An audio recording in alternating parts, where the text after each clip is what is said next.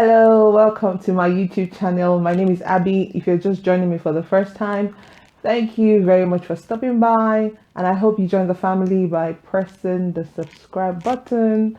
And also, do not forget to press the notification bell beside the subscribe button so you get notified anytime I put up a video, and there will be new videos on this channel every week. And if you're part of the family, if you're a subscriber already, thank you very much for coming back. So today, I'd like to talk about superstitions that I believed growing up.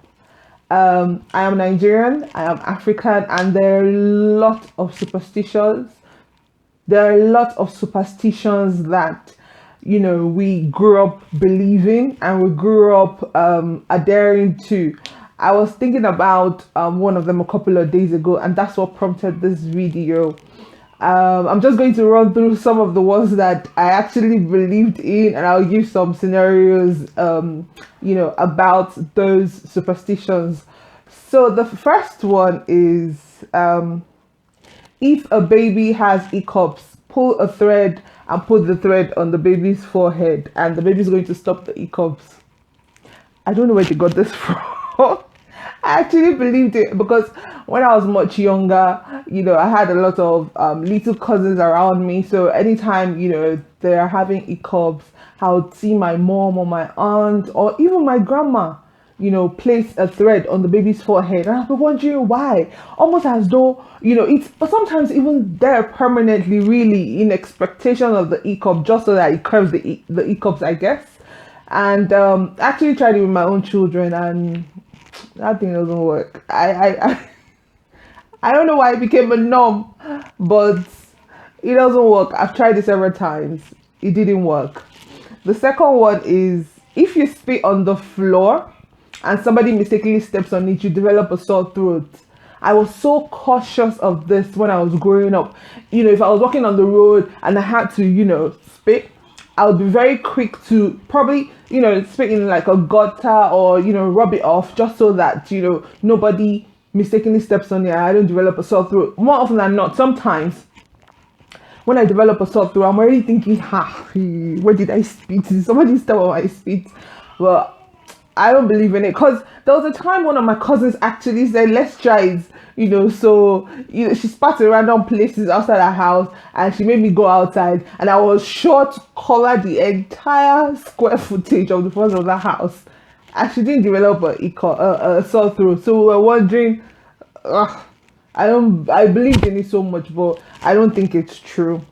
And the next one is, don't sweep and pack the dirt away at night, because you might be throwing wealth away.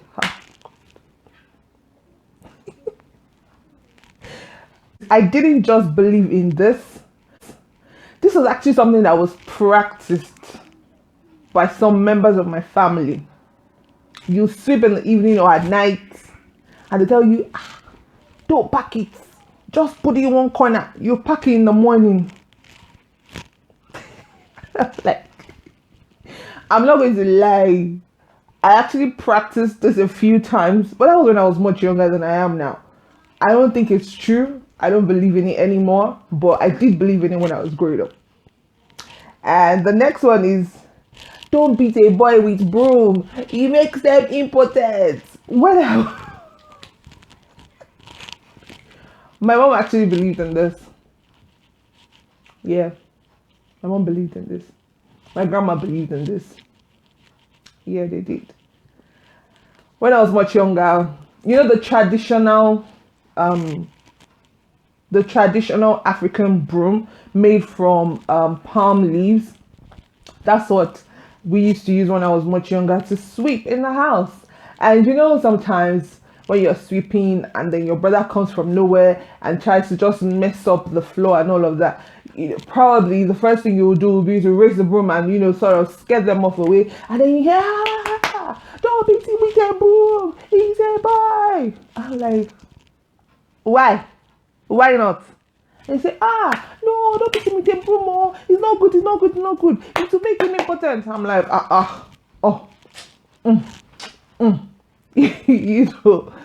but I don't think it's true. But it was something that was so much believed in My family. I don't think it's true. If you think it's true, please let me know. If you know anybody that's happened to, please let me know. So the next one I have is when your palm is itching, it means you're about to have money. Oh God. If only this was actually true. I think this is where I've probably been the best.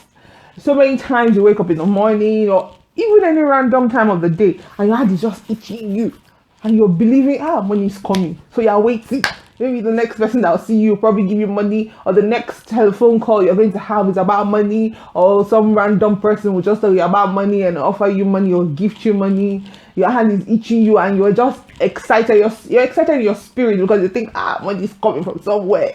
It's a lie. It's a lie. Money never came. It's a lie. The next one is gosh, this was my grandma's favorite. If your shoe is upside down, it means your life will be in turbulence.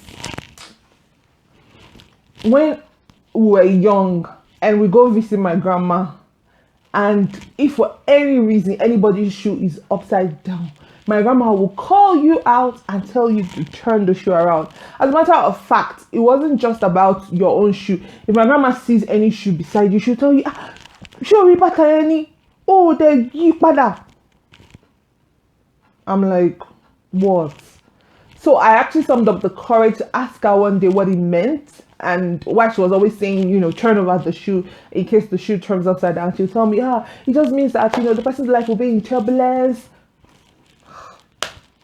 Right now, I don't give a toss about that superstition. There's so many times, shoes are upside down in the house and I'm not conscious, to turn it around because I don't believe in it anymore.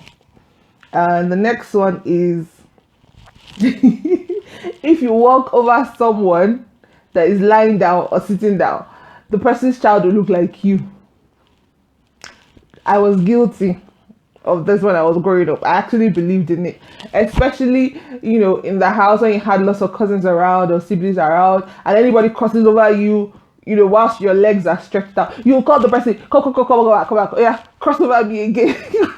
Just because your child to look like the person. It was actually a thing, for me and my brothers and for me and my cousins at some point in our lives when we were much younger. But now, till a few years back, before I stopped believing in it, I was so conscious of this. Anytime somebody is coming and I figure out that they will probably have to, walk very closely to me, I'm very, very quick to withdraw my legs because I don't want the person crossing over, because I don't want the person's child looking like me, or I don't want my child looking like the person. So the next one is, if you sneeze consecutively, it means somebody is talking about you. At some point, when you're sneezing consecutively, my mom will probably tell you, say a prayer or something like that. Or my aunties, sometimes I'll hear my auntie say, when she's sneezing, one of my aunties, when she's sneezing consecutively, she'll say, no, stop talking about me. I'm like, what is she on about? And then I asked my mom what it meant, and she said, it's believed that if you're sneezing consecutively, it means somebody's talking about you. Really? So we decided to experiment. It was very silly, but some of my cousins and I were talking intentionally about someone, and we kept asking another person who was with that person we're talking about, asking if the person was sneezing, and the person was like, no, she didn't use this at all. And I'm like, so what is this? Why do they believe so much in this? And just had to this. I am someone that sneezes consecutively.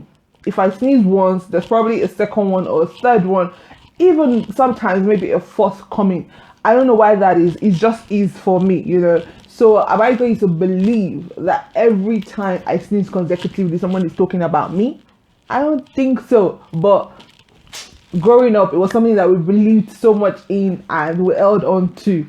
But I mean, years have gone by, the times have changed, and I don't believe in all the superstitions anymore. So if you are someone that believes in superstitions, or if you're someone that believed in any of these superstitions or any other superstitions that I probably didn't mention, please let's continue the conversation in the comment section below. I would really, really love to hear what you guys have got to say about all of this. And that will be all for today. Thank you very much for watching. I hope that you would thumbs up if you like this video, and I hope that you subscribe to this channel if you're not already subscribed, and I'll see you in my next video. Thank you for watching. Bye.